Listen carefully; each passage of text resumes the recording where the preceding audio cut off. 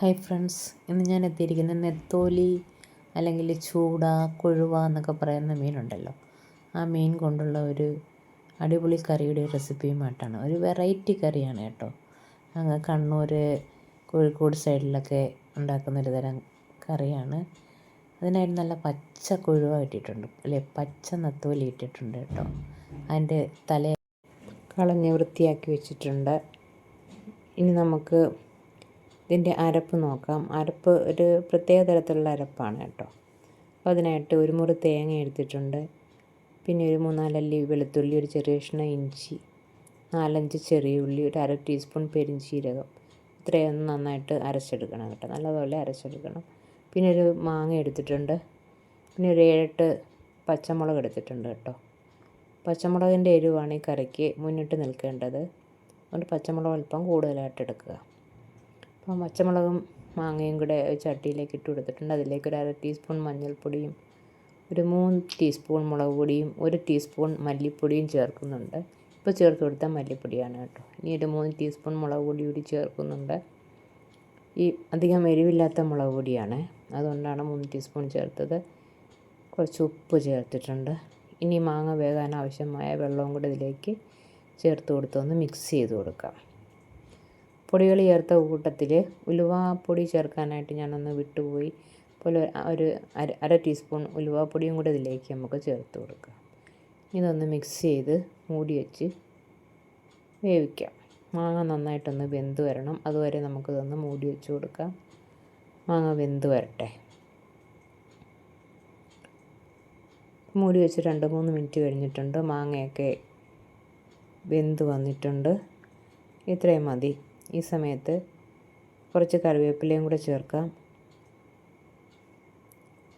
അതിനുശേഷം നമുക്ക് കഴുകി വെച്ചിരിക്കുന്ന മീൻ ഇതിലേക്ക് ചേർത്ത് കൊടുക്കാം.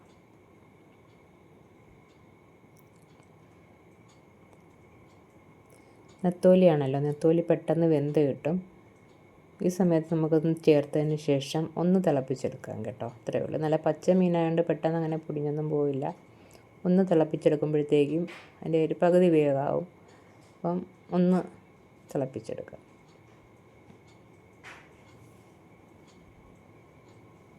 നമുക്കതൊന്ന് മൂടി വെച്ച് കൊടുക്കാം. തിളച്ച് വരട്ടെ.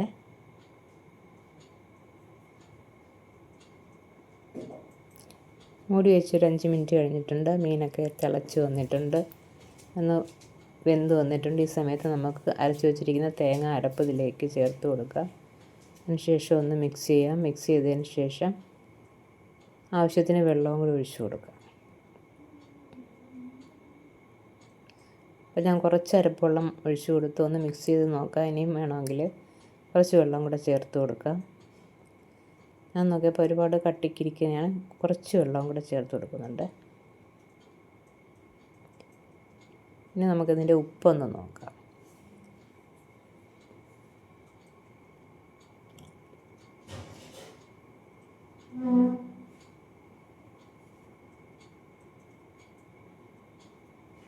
ഉപ്പ് അല്പം കുറവാണെന്ന് തോന്നി. അപ്പോൾ ഇനി കുറച്ച് ഉപ്പ് കൂടെ ഇട്ട് കൊടുത്തിട്ട് ഒന്നും കൂടെ ഒന്ന് മിക്സ് ചെയ്ത് മൂടി വെച്ച് ഒന്ന് നന്നായിട്ട് തിളപ്പിച്ചെടുക്കുക. അത്രേ വേണ്ടൂ.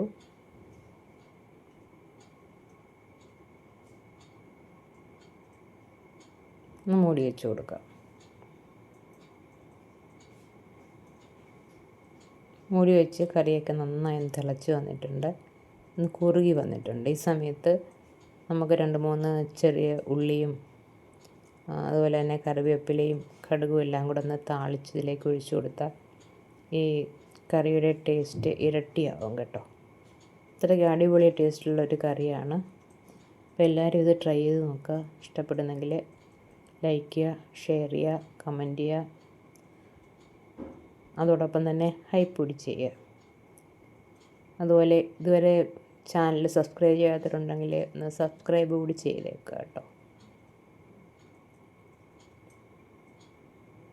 Okay, thank you.